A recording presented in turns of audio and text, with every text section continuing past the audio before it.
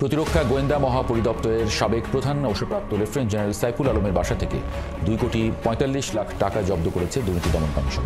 সাবেক সেনা কর্মকর্তা সাইফুল আলমের বাসা থেকে প্রায় 2.5 কোটি টাকা জব্দ করেছে দুদক। ডিজিএফআই এর সাবেক প্রধান সাইফুল আলমের বাসা থেকে প্রায় 2.5 কোটি টাকা জব্দ করেছে দুর্নীতি দমন কমিশন। এখন ডিজিএফআই সাবেক ডিজি সাহেবের বাসা থেকে 2,45,00,000 টাকা পাওয়া গেছে। 2 বাক্স ভর্তি টিনের বাক্স, বড় বড় টিনের বাক্স ভর্তি টাকা পাওয়া গেছে। ওনার নাম সাইফুল আলম। ওনার ঘরের টাকা পাওয়া গেছে।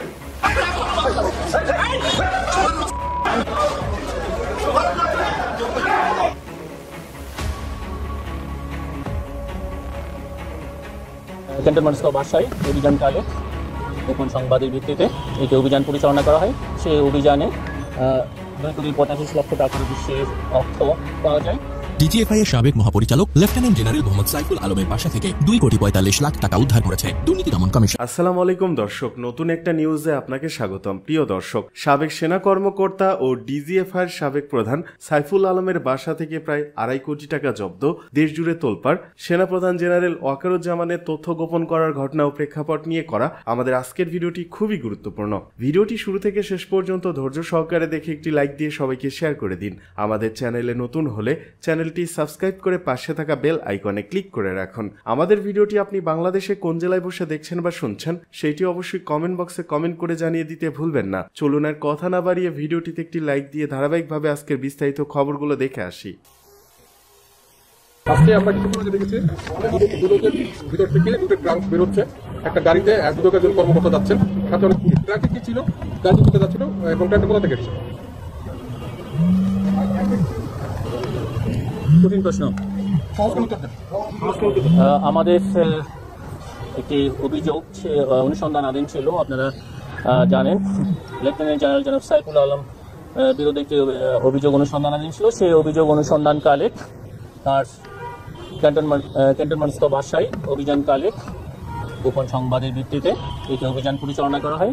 সেই অভিযানে 2,45,00,000 টাকার বেশি অর্থ পাওয়া যায় এবং সেই টাকায় এখানে জব্দ তালিকা মূলে এখানে গোয়েন্দা সংস্থার বিভিন্ন পর্যায়ে কর্মকর্তা, আমাদের অনুসন্ধান দল এবং যৌথ বাহিনীর সবাই উপস্থিতিতে জব্দ তালিকা মূলে সেই ট্রাঙ্ক এবং ট্রাঙ্কের ভিতরে রক্ষিত টাকা উদ্ধার করা হয়েছে এবং সেটা আপনারা ঠিকই দেখেছেন, সেটা বিজ্ঞ আদালতে উক্ত টাকা জমা দেওয়া হয়েছে। ইনি লেফটেন্যান্ট জেনারেল সাইফুল আলম, সাবেক ডিজিএফআই প্রধান। আটক করানো মামলা এই সংক্রান্ত তথ্য আমার কাছে নেই।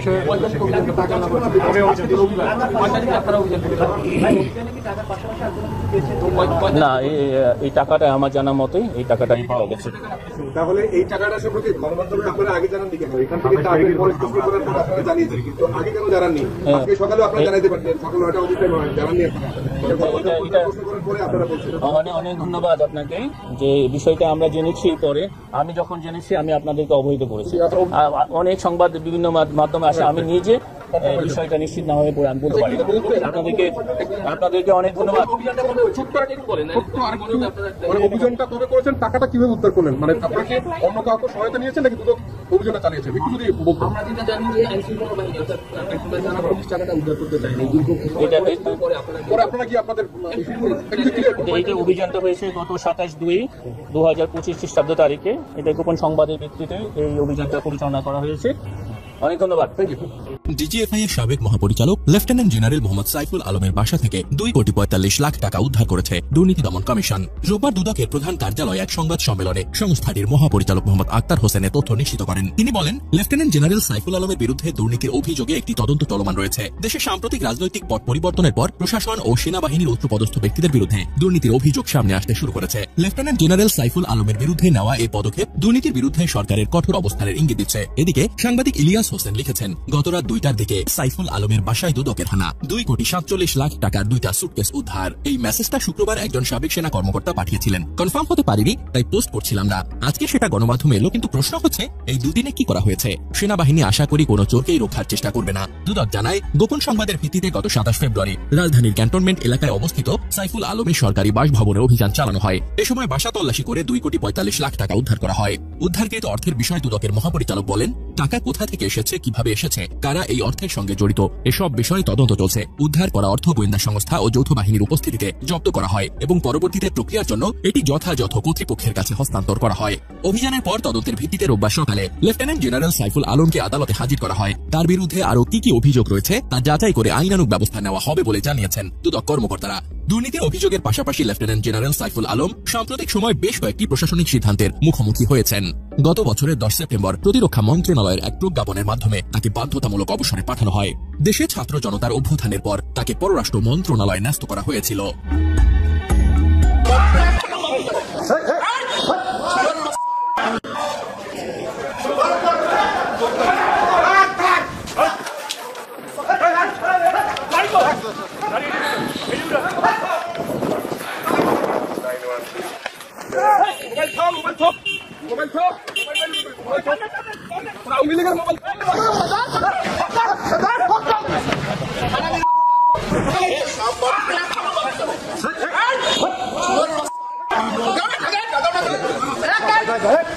পুলিশের বাজারটা আছে যত ওসি সাহেবের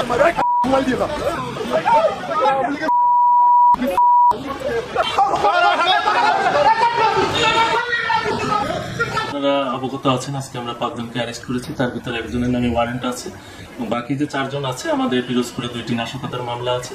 সেই নাশকতার মামলায় তাদের সংশ্লিষ্টতা আছে বলে আমরা প্রাথমিক তদন্তে জেনেছি। সেই হিসাবে তাদেরকে আমরা অ্যারেস্ট করেছি এবং আমরা বিজ্ঞ আদালতে তাদেরকে প্রেরণ করব। এটা আমরা তদন্তের সাথে এখন বলছি না, আমরা জিজ্ঞাসাবাদ করবো, যদি পারি আমাদের তথ্য আমরা পেয়ে যাই তবে তাহলে আজকেই আমরা দিয়ে দেবো। নাহলে আমরা তো জানেন যে জিজ্ঞাসাবাদের জন্য 24 ঘন্টা সময় পাই। কয়েকদিন আগেই সেনা প্রধান ওয়াকার সাহেব মিলিটারি নিয়ে কিছু কথা বলছে, মানে আর্মির একটা ক্লিন ইমেজ আমাদের সামনে দিতে চাইছেন উনি। আমরা সেটা মেনে নিছি, কিন্তু এখন একটা নিউজ সামনে চলে আসছে, ডিজিএফআই আর্মির মধ্যেই তো এটা, তাই না? ডিজিএফআই কে চালাইতো? আসলে ডিজিএফআই চালাইতো আমাদের শেখ হাসিনা, উনার হাতেই ছিল এটা, উনার নির্দেশেই চলতো। এই ডিজিএফআই দিয়ে কিন্তু সবকিছু কন্ট্রোল করা হইতো। এই যে কোন সংবাদের কি হেডলাইন হবে, কোন সংবাদ কখন যাবে, এমনকি এই যে টক শো দেখতেন না, এই টক শোতে কে কে যাইতে পারবে, কে কে যাইতে পারবে না, এমনকি ব্যাংকের টাকা, এই যে এস আলম সাহেব যে টাকা নিয়ে গেছেন না, ওই যে টাকা ইসলামিক ব্যাংকে, সেখানেও তাদের হাত আছে। এর মধ্যে আমরা গত 7 মাসে এরকম অনেক নিউজ, অনেক ভিডিও দেখছি, তাই না? ওই ব্যাংকের টাকাও কন্ট্রোল করছে। এমনকি এই যে বিচারপতি সিনহা সাহেবের নামেও শুনছিলাম যে উনাকেও ফোর্স করে বিদেশে পাঠিয়ে দেওয়া হয়েছে। সবকিছুর পিছনেই ডিজিএফআই নাম শুনতাম আমরা, কিন্তু গত 7 মাসে আমরা চুপচাপ অপেক্ষা করতেছিলাম আসলে কি ওনারা খুব ক্লিন কিনা, কিন্তু ক্লিন না। এখন ডিজিএফআই ডিজি সাহেবের, সাবেক ডিজি সাহেবের বাসা থেকে 2,45,00,000 টাকা পাওয়া গেছে। 2 বাক্স ভর্তি, টিনের বাক্স, বড় বড় টিনের বাক্স ভর্তি টাকা পাওয়া গেছে। ওনার নাম সাইফুল আলম। ওনার ঘরে টাকা পাওয়া গেছে কত তারিখে? 27 তারিখে। 27 তারিখে টাকা পাওয়া গেছে। কোন মাসের? ফেব্রুয়ারি মাসের 27 তারিখে। তাহলে এই কয়দিন এই নিউজটা চাপা পড়ে ছিল কেন? গোপন ছিল তো। কেন গোপন ছিল? 3-4 দিন হয়ে গেল, আজকে কেন জানলাম? আমাদের দেশের পত্রিকাগুলা কি এখন স্বাধীন না? আগে তো ডিজিএফআই চালাইতো পত্রিকা, কন্ট্রোল করতে, এগুলো আমরা শুনে আসতেছিলাম। তাহলে এখন কে কন্ট্রোল করতেছে?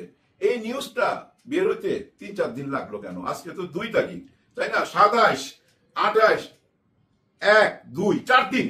আজকে 4 দিন এসে না, 3 দিন গেল। 3 দিন পর আমরা নিউজটা শুনলাম। তাহলে এখন কে কন্ট্রোল করতেছে? কেউ কি কন্ট্রোল করতেছে? এগুলো প্রকাশ করা উচিত। আমি মনে করি এগুলো প্রকাশ হওয়া উচিত। সাংবাদিক ভাইরাই পারেন একমাত্র এই দেশটাকে সঠিক পথে নিয়ে যাইতে। আপনাদের হাতেই দায়িত্ব। আপনারা যদি সঠিক কথা লেখেন, সত্যি কথা লেখেন, আর এর জন্য যদি আপনারা জীবন হুমকির মুখে পড়ে আমরা জনগণ তো আছি আপনাদের সাথে, আমরা লড়বো ভাই, আমরা লড়বো, আপনাদের জন্য কথা বলবো, কিন্তু আপনারা সত্যি কথাটা লেখেন, এইটা অন্তত বলেন কে কন্ট্রোল করতেছে আপনাদেরকে? এখন কেউ কি কন্ট্রোল করতেছে? কন্ট্রোল করতেছে না। তাহলে কেন লেখেন না? কেন 2-3 দিন সময় লাগে? নাকি ডিজিএফআই এর ভয় পান? আসলে হয়েছে কি জানেন, ডিজিএফআই এর নামটা শুনতে ভয় ভয় লাগে। এই যে আমি এখন কথা বলতেছি না, ভয়ের মধ্যে দিয়ে কথা বলতেছি, এই নামটা একটা আতঙ্ক হয়ে গেছিল কেন জানি গত 15-16 বছর, যার জন্য ওই ভয় এখনো কাটতেছে না। কিন্তু উনি কি অ্যারেস্ট হয়েছেন? সাইফুল আলম, ওনার অ্যারেস্টের ব্যাপারে কোনো কিছুই জানা যায়নি। প্রেসের সামনে যিনি আসছিলেন উনি এত তাড়াহুড়া করে কথাটা বইলা বিদায় নিছে, বুঝছেন? উনি সময় দিতে চায় নাই। যদি কোনো প্রশ্ন আসে, কেউ যদি প্রশ্ন করে কেন এত সময় লাগলো বা উনি অ্যারেস্ট হয়েছেন কিনা, কোনো সুযোগ না দিয়া উনি তাড়াহুড়া করে চলে গেলেন। কেমন জানি একটা সন্দেহ সন্দেহ ভাব, মনে হইতেছে কি যেন লুকাইতে চাইতেছে ভাই। হ্যাঁ, মনে হচ্ছে না কি যেন লুকাইতে চাইতেছে। কেন লুকাবেন? সত্যটা সামনে আনেন। 53 বছর না 54 বছর হয়ে গেছে আমরা স্বাধীন হয়েছি।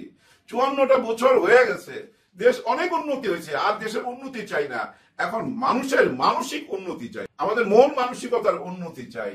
আমরা কারো গোলাম না তো, আমরা কারো গোলাম না। আমাদের যা কিছু আছে এটা নিয়ে আমরা চলতে পারবো তো, প্রমাণ হয়ে গেছে তো। এই রোজাতে দেখেন আমরা পেঁয়াজ খাইছি না 400 টাকা, 450 টাকা রোজার সময়। এখন পেঁয়াজ কত? 40 টাকা। আলু কত? 20 টাকা।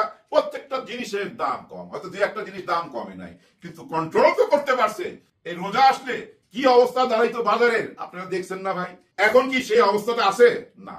তার মানে কি আমাদের কাজ হচ্ছে, কিন্তু দেশে কাজ হচ্ছে, হয়তো আমরা সেটা নিয়ে আলোচনা করি না। আমরা কৃপণ হয়ে গেছি, মন মানসিকতা আমাদের এত কৃপণ হয়ে গেছে যে আমরা কিছুটা সময় দিতে চাই না এই বর্তমান সরকারের। একটু সময় দিলে কি হয়? সবাই এসে এখন হুমকি ধামকি। এই মার্চের মধ্যে যদি রোড ম্যাপ না দেয় তাহলে কিন্তু আবার ঈদের পরে আন্দোলন। হ্যাঁ, ঈদের পরে আন্দোলন হইতে পারে। কি রোড ম্যাপ দিবে? সরকার তো জানাই দিছে, টোটাল রোড ম্যাপ তো দিয়ে দিছে ভাই। আর কিভাবে দিবে? ওই একই জায়গায় একই পেঁচাল, শুনতে ভালো লাগে না। পেঁচাল যদি পারতে হয়, দেশের এই অরাজকতা নিয়ে পেঁচাল পারেন। এই যে ওনার বাসায় 2,45,00,000 টাকা পাওয়া গেল, এইটা যদি 7 মাস আগে হানা দিত বা এই দুদক যেতে পারতো, যে দুদক এখন সাহস পেয়ে গেছে, 7 মাস সময় লাগছে তো তাদের যাইতে এখানে, এটা যদি আগে যাইতো এখানে আরো অনেক পাওয়া যাইতো। এরকম অনেক টাকা অনেকের ঘরে ঘরে আছে। এই সরকারের উচিত ছিল কি জানেন?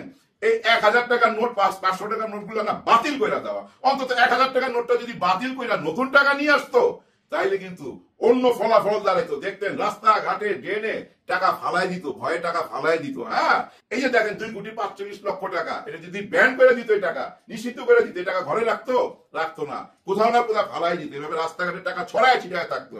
কেন যে করে না আমি জানি না। অনেক কিছুই করে নাই, অনেক কিছুই করে নাই, করার সুযোগও পাচ্ছে না। কিভাবে পাবে বলেন? এত চাপের মুখে গত 7 মাসে না হলে সরকারকে সরাইবার জন্য 50টা ষড়যন্ত্র হয়ে গেছে ভিতরে ভিতরে, বড় ধরনের ষড়যন্ত্র। কি করবে বলেন? কিছুই করার নাই, মেনে নিতে হবে। পড়েছি মোগলের হাতে খানা খেতে হবে একসাথে। আমাদের রাজনীতিবিদদের হাতে আমরা বন্দী, তারা মোগল, আমরা প্রজা, তাদের হাতে আমরা বন্দী।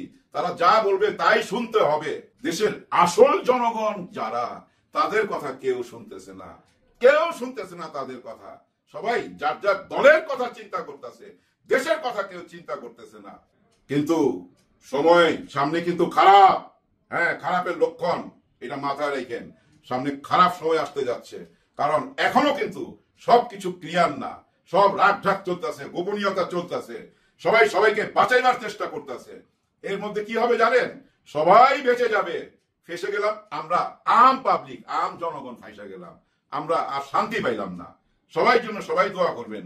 আল্লাহ হাফেজ। বিডিআর হত্যাকাণ্ডের বিষয়ে বলতে কমিশনে যাচ্ছেন সোহেল তাজ। ন্যায় বিচার ও সত্য প্রতিষ্ঠার লক্ষ্যে বিডিআর হত্যাকাণ্ড সম্পর্কিত কমিশনকে ওই সময়কার অভিজ্ঞতা, পর্যবেক্ষণ এবং পরামর্শ জানাতে চান সাবেক স্বরাষ্ট্র প্রতিমন্ত্রী সোহেল তাজ। এজন্য মঙ্গলবার স্বপ্রণোদিত হয়ে কমিশনের কাছে যাবেন বলে নিজের ভেরিফাইড ফেসবুকে জানিয়েছেন সোহেল তাজ। সম্প্রতি 2009 সালে পিলখানা হত্যাকাণ্ডের সঙ্গে তৎকালীন স্বরাষ্ট্র প্রতিমন্ত্রী সোহেল তাজ জড়িত থাকতে পারেন বলে মন্তব্য করেন প্রবাসী সাংবাদিক ইলিয়াস হোসেন। নিজের ভেরিফাইড ফেসবুক অ্যাকাউন্ট থেকে করা পোস্টে ইলিয়াস হোসেন সোহেল তাজকে ওই সময়ের অ্যারাইভাল ভিসা দেখানোর চ্যালেঞ্জও দিয়েছেন। পোস্টের সঙ্গে প্রভাবশালী ব্যক্তিদের একটি তালিকাও শেয়ার করেছেন তিনি। তার এমন মন্তব্যের প্রতিবাদ জানিয়ে যথাযথ প্রমাণ হাজিরের চ্যালেঞ্জ ছুড়ে দেন সোহেল তাজ। ওই অভিযোগের প্রেক্ষিতে সোহেল তাজ গত 27 ফেব্রুয়ারি এক পোস্টে লিখেন, প্রমাণ করো, না পারলে নাকে খত দিতে হবে। আত্মস্বীকৃত স্বাধীনতা বা মুক্তিযুদ্ধ বিরোধী বিদেশে অবস্থানরত একজন তথাকথিত ইনভেস্টিগেটিভ সাংবাদিক বারবার আমাকে বিডিআর হত্যাকাণ্ডের সঙ্গে জড়াবার জন্য কোনো প্রমাণ ছাড়া মিথ্যা বানোয়াট মন গড়া কথা বিভিন্নভাবে প্রচার করছে। আমি এর তীব্র নিন্দা ও প্রতিবাদ জানাই। একই পোস্টে 3টি বিশেষ দ্রষ্টব্য উল্লেখ করেন তিনি। প্রথমটা ছিল, ব্রিগেডিয়ার জেনারেল হাসান নাসেরকে অনুরোধ করব আপনি তথ্য প্রমাণ প্রকাশ করুন এবং কমিশনকে তা জানান। আমি নবগঠিত তদন্ত কমিশনকে আমার পর্যবেক্ষণ এবং অভিজ্ঞতা সম্পর্কে বলতে এবং সার্বিকভাবে সহযোগিতা করতে প্রস্তুত। দ্বিতীয় দ্রষ্টব্যে তিনি লিখেন, আমি কোথায় ছিলাম, কেন এবং আমার কি ভূমিকা ছিল আমি বহুবার ব্যাখ্যা দিয়েছি। আমার ইন্টারভিউ সময় দেখে নিন, ভাঙা রেকর্ডের মতো বারবার বলতে পারবো না। শেষ দ্রষ্টব্যে তিনি বলেন, অনেকেই বলছেন আমি কেন এত উত্তেজিত হচ্ছে। আমার প্রশ্ন আপনাদের কাছে, আপনি যদি নিরাপরাধ হন এবং আপনার বিরুদ্ধে এইরকম একটা সিরিয়াস এবং জঘন্য ঘটনার সাথে জড়িত থাকার মিথ্যা বানোয়াট মন গড়া অভিযোগ করা হয়, আপনি কি করতেন?